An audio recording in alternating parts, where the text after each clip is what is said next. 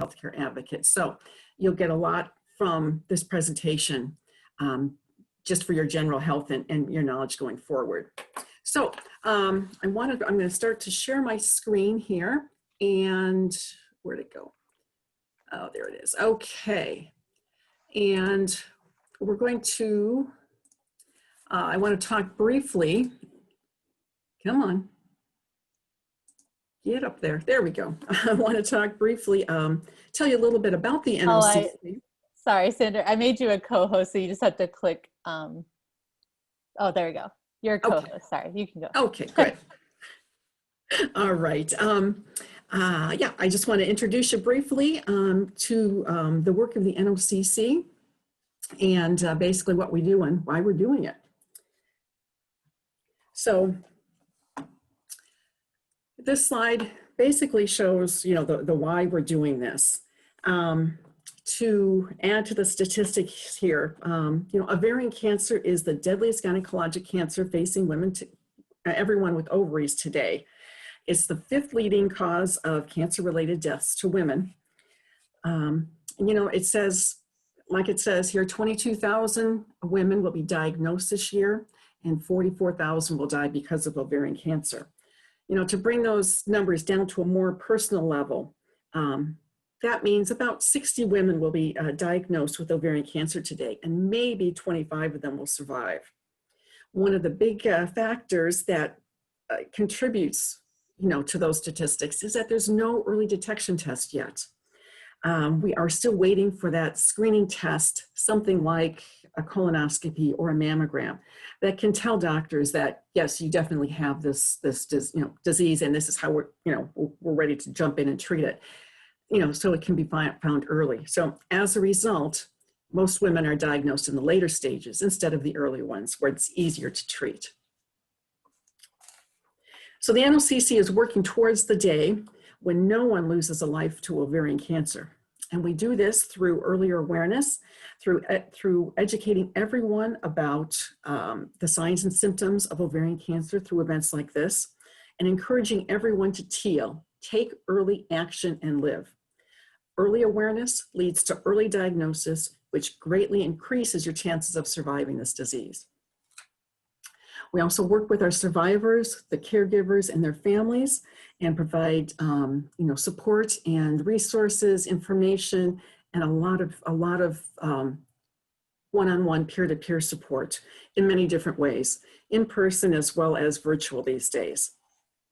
We're funding research to find that detection tests and also to find some more effective treatments to save more lives. And in the meantime, we're always encouraging everyone in our community to learn about our cause and to join the fight and to help us fulfill our mission.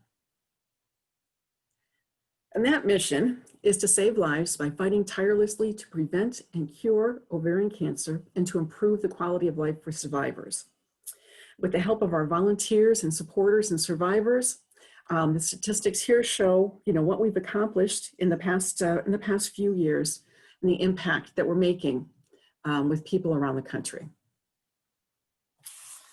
So now I'm going to stop sharing for a little bit, and we're going to ask Leanne to come and share her first-person survivor story for us. Thank you, Sandy.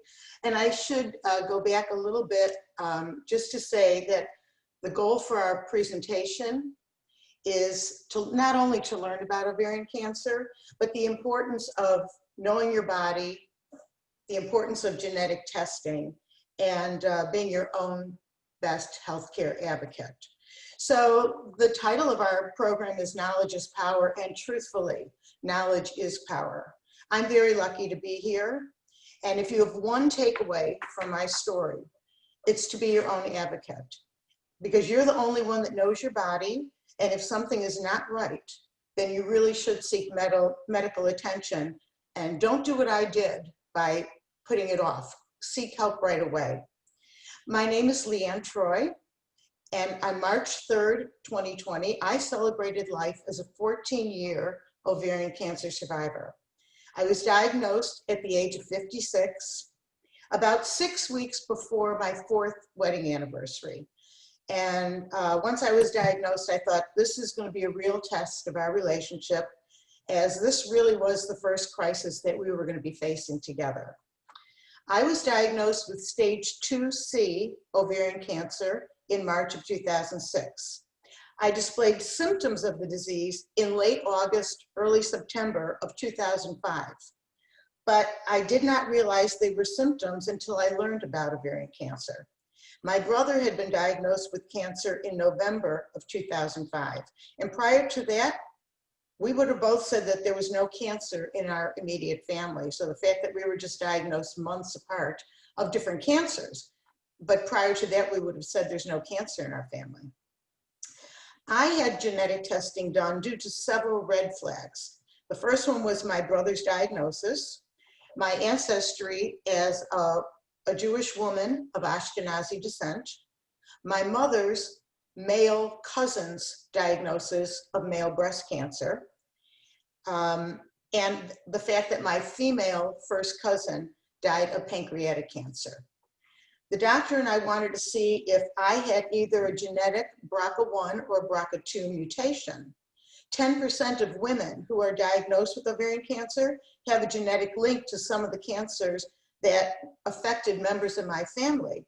But I was one of the 90% of women, 90% of women who do not have a genetic predisposition to getting breast or ovarian cancer. So I had no family history of that in my immediate family. Previously, I had undergone 3 surgeries over a 5-year period to remove uterine fibroids and was trying not to be a hypochondriac when I felt unusual symptoms in the same area of my body.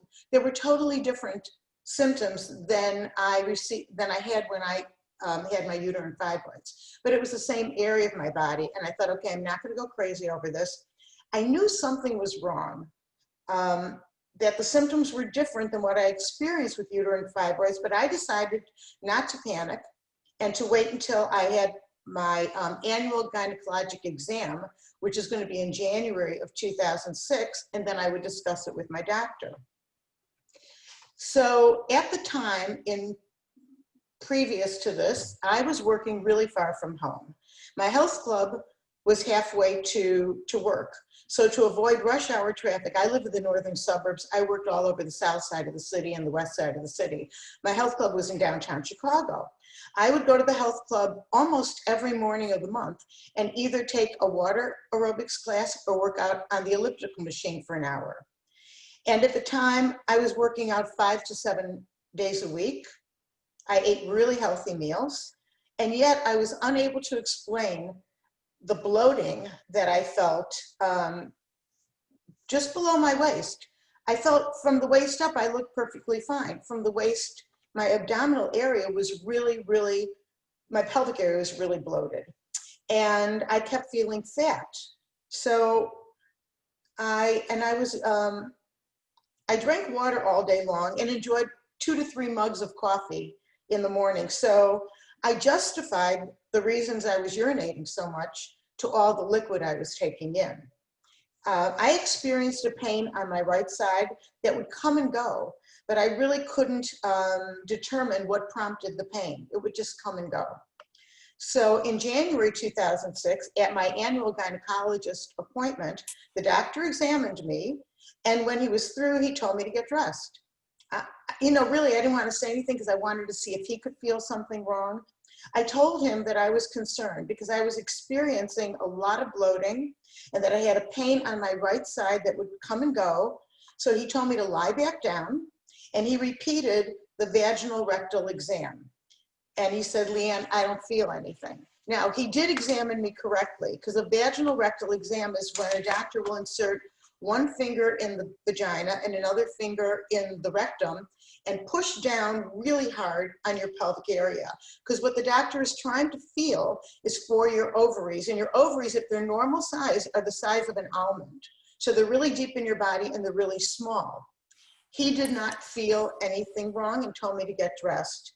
So I remember thinking when I was getting dressed that I really wasn't crazy, that something was wrong.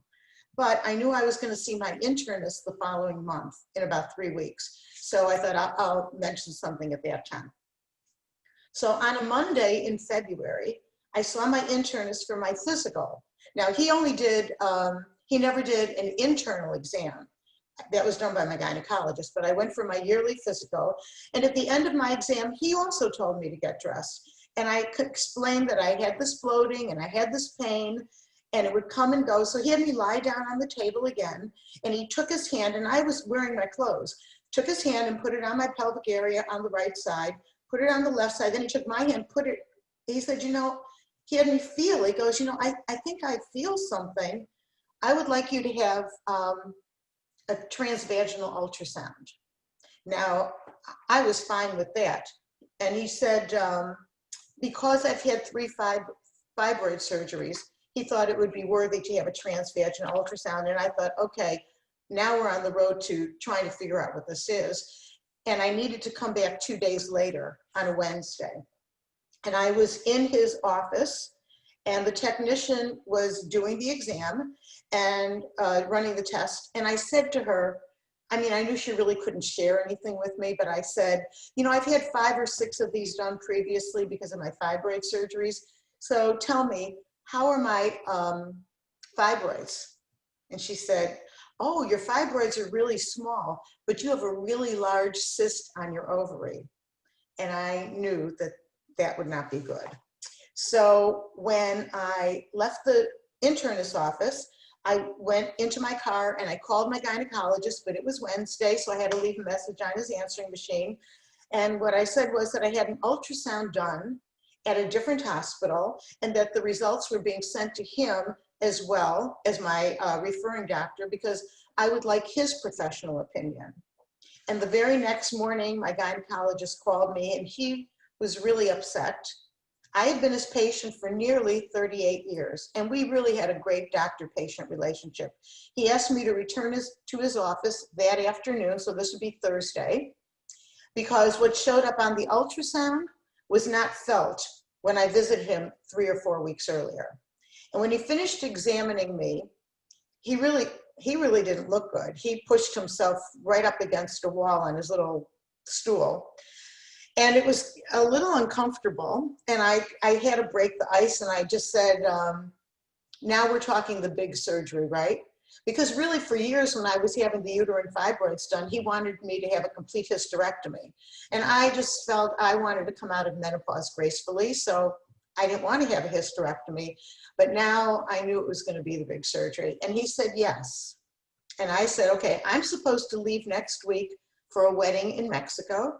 Should I cancel my plans? And he said, no, you go enjoy yourself. I'm going away as well. When you return, you'll have a CT scan done, and then we'll talk about what we're going to do next. So I traveled to Mexico on a Friday. The wedding was Saturday, and I was scheduled to return home on Tuesday. Sunday night, so this is after the wedding, I did not sleep at all. I was unable to turn from my right side to my left side without holding my pelvis because I was so big and so bloated. And my husband was not with me. I was really scared. I was in terrible pain, and I didn't sleep at all that night. And I managed to get through Monday, knowing I was coming home on Tuesday. And when I traveled to Mexico, I was wearing a pair of blue jeans. And when I went to put them on for the return flight home, I was unable to wear them because I was so bloated. I had like a 5-inch gap between where the button would go into the buttonhole. And I was unable to zip up my jeans.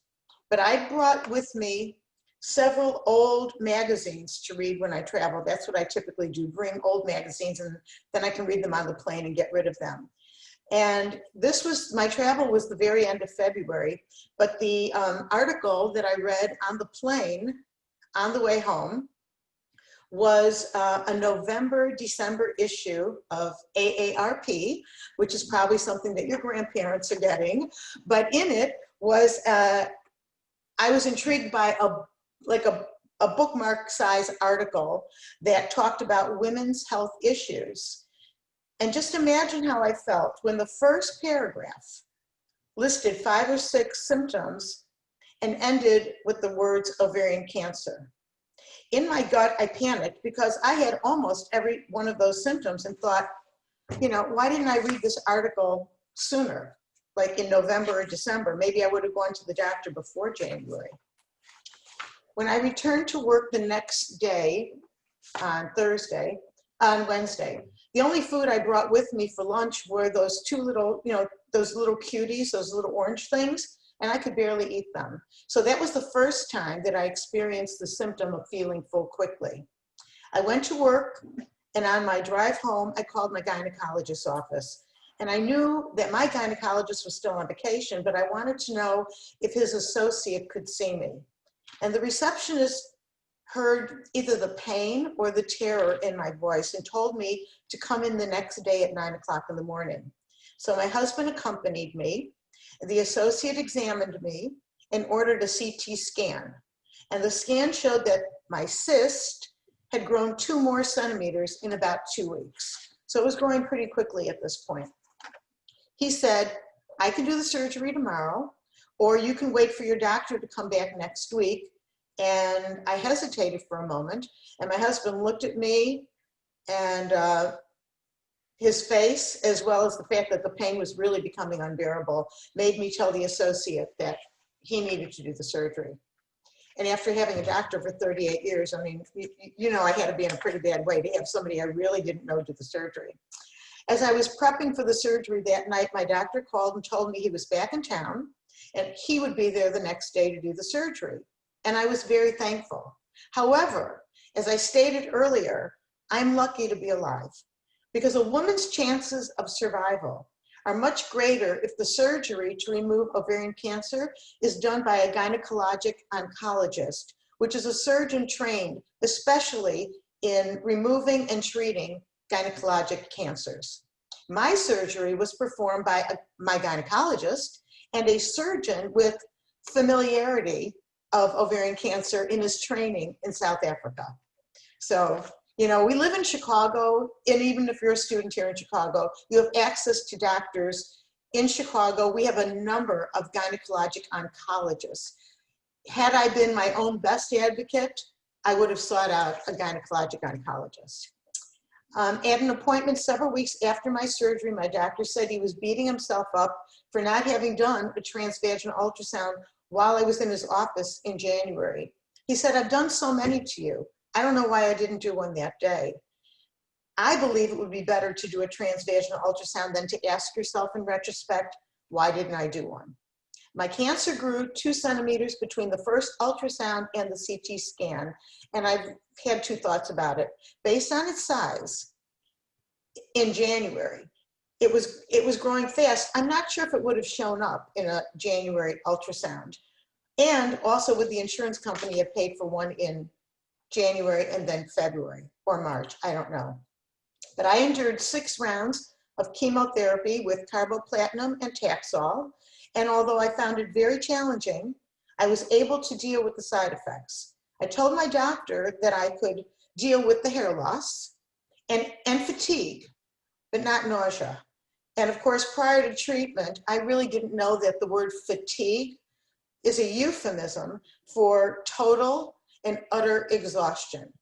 So for the woman participating here who has a friend, you should know that your friend is more than tired. She's just exhausted from her treatment. So, you know, be the best support that you can be for her. But thankfully, with the help of medicine, I didn't have issues with nausea. As I shared earlier, I was really concerned about how my husband would deal with my diagnosis. You know, we were still at not even 4 years, newlyweds in a way. He's a very dear man who lost his birth parents, his birth mom, and his dad to cancer. And I was fearful that my cancer might reopen those wounds. And how would he feel of a wife of almost 4 years sick without hair or energy? Previously, I worked full-time, exercised almost daily, and had an active lifestyle with my husband and many, many friends. How would he feel about a sick wife? But John was a real trooper. He took me to the wig shop the day I was to have my hair buzzed off and get my wig fitted. Unbeknownst to me, John watched while the woman scissor cut my hair and then buzzed all of my hair off. He took me to the hospital for all of my treatments and for my CT scans. I convinced him not to stay, to go to work, because these treatments were really lengthy and would take the entire day. And I needed to deal with the treatment without John getting restless, because patience really is not his virtue, and a lot of patience was needed to get through a day of chemo. I am thrilled to say that we celebrated our 18th wedding anniversary this past April 2020. So that is my story. Thank you. Great. Wow. Well, thanks for sharing, Leanne. I think, I know your story was, I want to go back to share my screen again here. Here we go. Because your story showed us so many, illustrated all these symptoms that, there you go. You had all of them. Did you want to talk more about those? Well, not every woman experiences every symptom, but the most common ones are feeling the need to urinate urgently or often. And as I shared with you, I put off the frequency of urination because of all the liquids I consumed. In retrospect, I consumed almost the same amount of liquid after my surgery and did not have the urgency that I experienced prior to surgery. Feeling full quickly, that really didn't happen until a couple days before my surgery. Pelvic or abdominal pain, I experienced pain. I was really a lucky one because I had a large tumor that was pressing on other organs. Some women do not experience a lot of pain because they have very small tumors. They may have a lot of ascites, which is the fluid that causes the bloating, but they may not experience a lot of pain, maybe just discomfort. And I think almost every woman I know has experienced bloating. But if you'll notice at the bottom, it says if symptoms persist for more than 2 weeks, ask your doctor for a combination pelvic, vaginal, I can't read the whole thing on here, pelvic vaginal exam or a transvaginal ultrasound or a CA-125 test. If you experience getting your menstrual cycle, you will get bloating, you might be going to the bathroom more. So these are vague symptoms of a lot of different experiences that we have as women. But if your symptoms are for 2 weeks or more, then it might be something to record and talk to your doctor about. Definitely. Would you like me to elaborate on anything more? I had another thought, but I just lost it. So, Okay. Does anyone have a question about this? Any questions so far? Oops, I lost my, I'm not sure we have any questions so far, but we had just had I a see couple a chat. comments. Yeah, we just had a couple comments, Leanne, just thanking you so much for sharing your story. And a student said it's helped her realize she needs to be more of a health advocate for herself. So Good. Exactly. And I think that's what I wanted to say also is that if something, you need to know what is normal for you, what follows a normal regular pattern for you. And if something is not normal and it persists, definitely get it checked out. These are the symptoms of so many other conditions. And that's why, most women are diagnosed late because sometimes ovarian cancer can take months actually to be properly diagnosed. Exactly. I mean, there are a lot of women, because it happens in your lower abdomen, that are sent to gastroenterologists, thinking there's a digestive problem, and they're wasting time getting help for ovarian cancer. So, you really want to seek the right kind of medical help. We don't want to alarm anybody, but we want you to be aware. And if you put things off, as I kind of did because I was trying not to be a hypochondriac, I lost time. And maybe I would have been diagnosed stage 1 had I been my own best advocate and sought help in the fall of 2005, or had read that article and saw my doctor in January. I would have insisted on a transvaginal ultrasound and a CA-125 blood test. I wasn't my own best advocate, but you can be. You can learn from this. Okay, how about some questions? Let's see. Question 1. Take it away, Leanne. All right. How is ovarian cancer diagnosed? Do you think it's a Pap test, a CA-125 blood test, transvaginal ultrasound, A and B only, B and C only, or all of the above. Please send your answers to Sandy. She'll mark them down and then I'll go over it with you.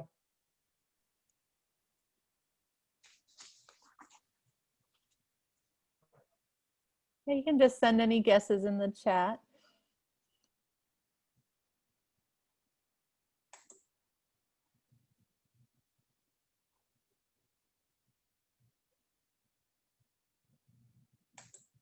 We got everybody, Sandy? I think so. Let's see, how many do we have? 1, 2, 3, 4, 5, 6. I think we have Well, most everyone. I think so. Now, and you know what? I think everyone guessed E. I shouldn't say guessed, everyone knew. Yes, Way to go. I'm glad. Yes, and somebody just wrote in something about the Pap test. Yes, the Pap test is definitely for cervical cancer. It does not detect ovarian cancer. Wouldn't it be wonderful, though, if we were able to develop a definitive test that could find ovarian cancer? We don't. So the only tools that are available for the doctor to try to detect ovarian cancer is to do the CA-125 blood test and a transvaginal ultrasound. And you would not believe, every time I go out and do a health fair, how many people come up and say, oh, I was just at the doctor, I just had my Pap test, I'm fine. Good, you don't have cervical cancer. Right, exactly. But so many people don't realize that the Pap test is just for one cancer. It's not for the deadliest cancer of all of them. Yes. All right, hey, we're off to a great start here. How about number 2? So are the majority of ovarian cancers detected at an advanced stage?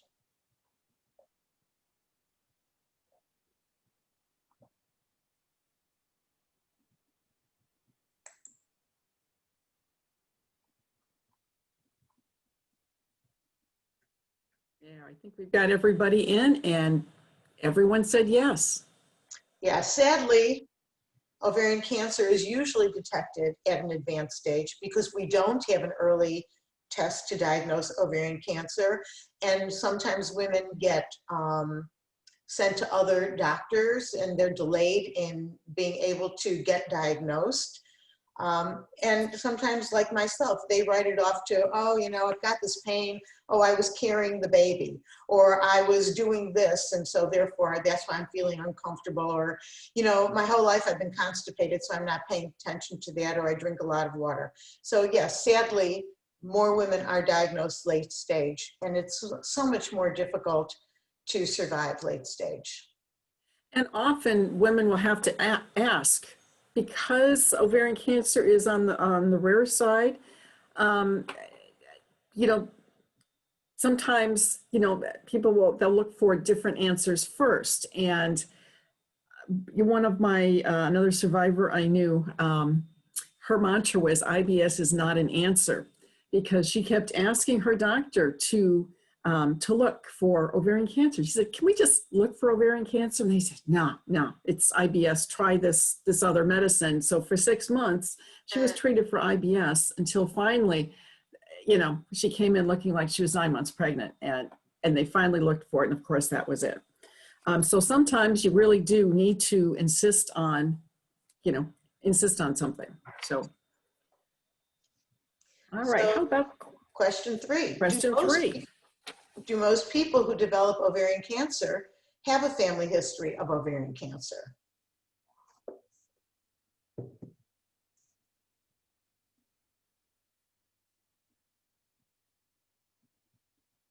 Okay.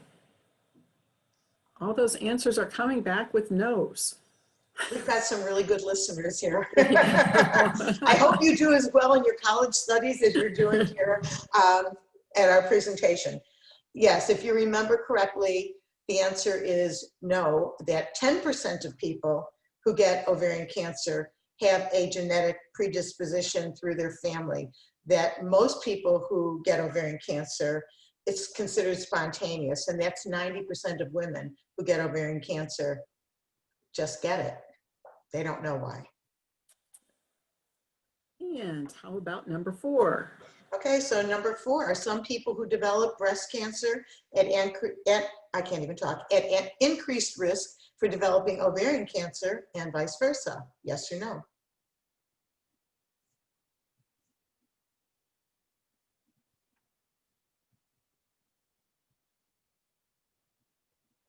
Okay, it's a unanimous yes. All right, as you may or may not know, you can be at increased risk, particularly if you're diagnosed with a BRCA1 or BRCA2 mutation. You inherit 50% of your genes from your mother and 50% of your genes from your father. And the father can actually pass on the gene for ovarian and breast cancer to their sons and daughters, just like the mother can. So when you look at your family history, make sure that you look at diseases that run on both sides of your family. I know people who have gone, where multiple people in the family have gone for genetic testing. Some of them will test positive for the BRCA mutation, and some siblings will test negative for it. So you just really never know. But if you end up having the possibility of getting genetic testing, it's really useful information. It's really very important. And those genetic tests nowadays are not only looking for the BRCA mutations, there are a couple of dozen other different abbreviations out there that are inherited genetic mutations that can lead to ovarian and as well as other kinds of cancers. And it's interesting to look and see which ones are related or linked. So yes, we should talk about the fact that if you have a family history of breast, ovarian, male breast cancer, pancreatic cancer, for some men, prostate cancer, and colon cancer can all be genetically linked. mm-hmm. And at this point now, if anyone is diagnosed with ovarian cancer, the doctors are recommending genetic testing for everyone who's diagnosed. And luckily, it's becoming a lot easier to get and offered by more insurance companies. So that's a good thing. All right, ready for the next one? Okay. All right, so question number 5. Are exercise, healthy diet, and weight control preventive measures for most cancers?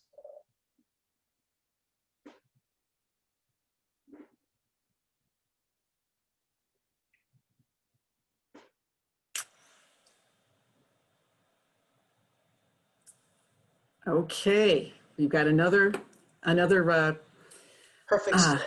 yes, another perfect score of yeses. Yes, absolutely. A healthy lifestyle is important for many, many reasons, and it does help prevent most cancers. Being a healthy weight, they've shown even in this time of COVID, when people are diagnosed, those within a healthy weight have a better chance of survival than people that are unhealthy and obese. So yes, get your exercise, eat healthy, and take care of yourself. So do we have any questions? Oh, I'm sorry, Sandy, go ahead. Well, here you go, Leanne. I thought there's probably, we have some time. I say we have another 5 minutes. We can go over some additional facts and some risk factors too. So did you want to do those, Leanne, or should I? No, I can do them. Okay. So I was just pulling up my papers. So ovarian cancer facts. I'm not sure if I can get do you just have 4 bullet points on this? On this one. Mm-hmm. Okay. So all people with ovaries are at risk throughout their lifetime. There are different kinds of ovarian cancer. There have been children who have been born with ovarian cancer, and I know of women who were diagnosed in their late 80s with ovarian cancer. So if you are born with ovaries, there is a lifetime risk of ovarian cancer. Symptoms, Leanne, yes. what is the average age that people are diagnosed with ovarian cancer? the typical age for women to be diagnosed would be midlife, mainly in their 50s. It could be late 40s to early 60s. 60s, yeah. Yeah, is typical. But there are young women who have been diagnosed in their late teens and early 20s. And I actually participate in a program from Answer Cancer. And I've met some women from across the country, and some very young women have participated in that. I run a support group here in the northern suburbs, and our typical age is more in the 50s and 60s, but it can span a woman's lifetime. Symptoms exist. They can be vague, but usually get more intense over time. And that certainly happened for me. And like I said, they can be vague, but you have to really pay attention to your body. And if it persists for more than a couple of weeks, you need to at least have a discussion with your doctor. Early detection increases survival rate, absolutely. If we only had an early detection tool, we would be able to save so many more women's lives. And a Pap test does not detect ovarian cancer. As the one young lady stated, it's cervical cancer. Oh, while the presence of, where are we now? Oh, ovarian cancer risk factors include genetic predisposition, which we discussed, a personal or family history of breast, colon, ovarian, pancreatic, or prostate cancer, increasing age, which is why most women in their 50s are usually the ones diagnosed with ovarian cancer, infertility or no full-term pregnancy. So I was actually more at risk because I chose never to have children. But yet I do know women who have had families who are still diagnosed with ovarian cancer. While the presence of one or more risk factors may increase the chance of developing cancer, it does not mean that that person will get the disease. So you may have the risk factors, but that doesn't mean you're going to get the disease. But with genetic testing, at least you are aware, you know, and you're going to monitor yourself. Your doctor would monitor you. Everyone with one or more risk factors should be vigilant in watching for early symptoms.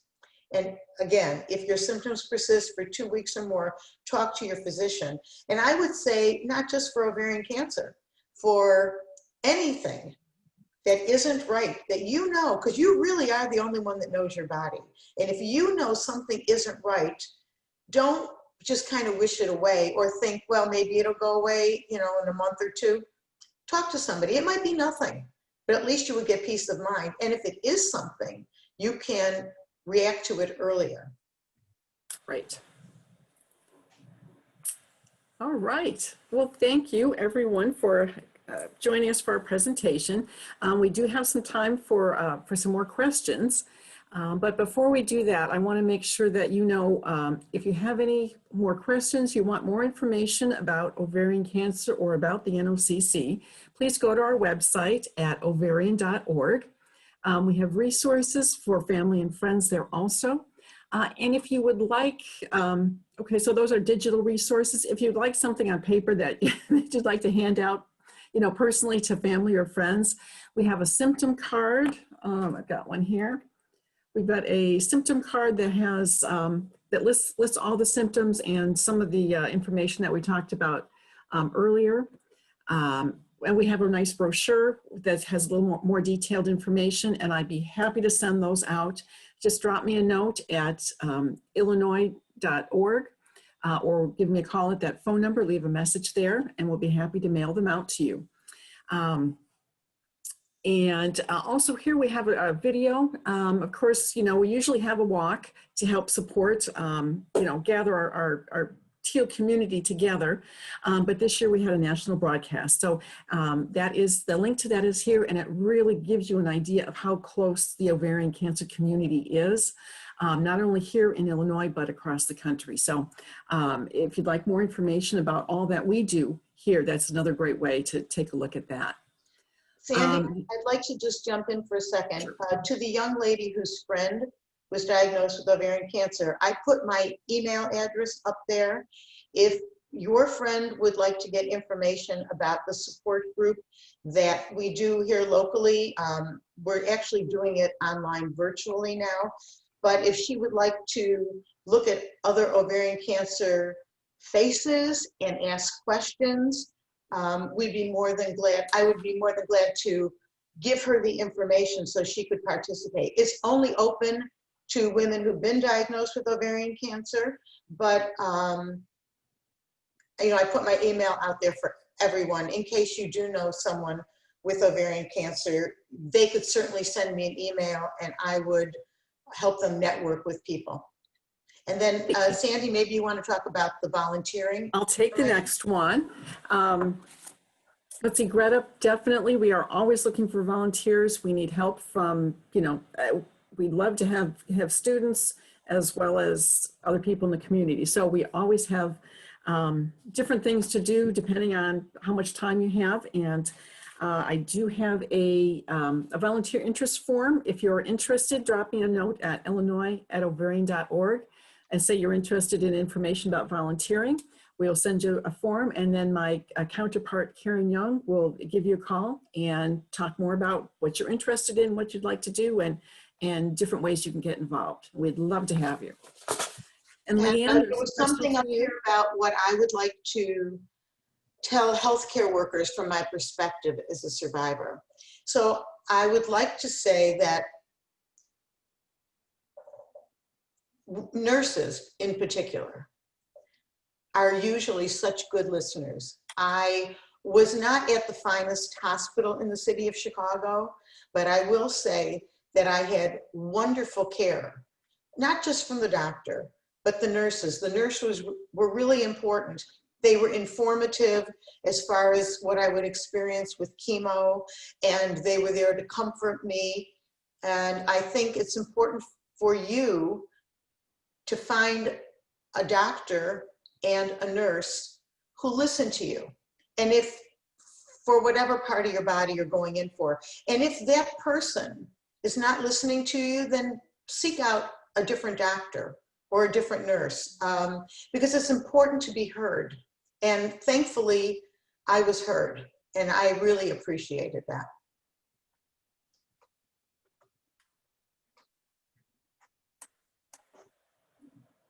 great. All right. We have time for a couple more questions. Anybody else need more information? If we can, we're so glad that you could join us today. And thank you for those who are all really, really good questions. And we would definitely appreciate and love to get you know, students from campus involved. So yeah, and Sandy, maybe we can encourage these young ladies to share the recording with their friends if they found it informative. Maybe they would like to educate other people born with ovaries. yes, and you know, if any of you belong to any other groups on campus, we have Leanne is one of our free speakers. We definitely do like to come out and educate everyone about, you know, about this health issue. And so we are glad to come out and talk to any community groups, church groups, you know, local neighborhood groups, you know, wherever we can inform people.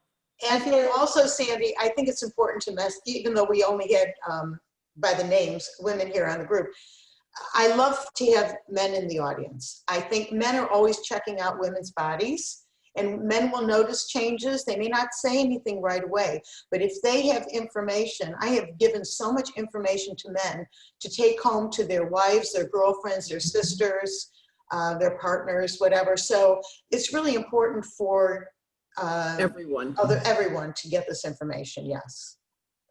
I was just going to say, when you all were talking, I was thinking this might be a helpful thing to share with sorority and fraternity life, in case they're always looking for speakers for their virtual meetings. And would it be all right if I passed your information along to that office? Oh, please do. Please do. That would be lovely. Well, thank you all so much for presenting today. This was really informative. And I hope everyone got a lot out of it. And Leanne, thank you again so much for sharing your story with all of us. My pleasure. And then for the students, I will send out Sandy will send me the PowerPoint and I'll send that out to you all tomorrow so you can have those resources. And I hope everyone has a great day. Thank you so much. Thank you, Mary. Thank you. Bye. Bye now. Bye.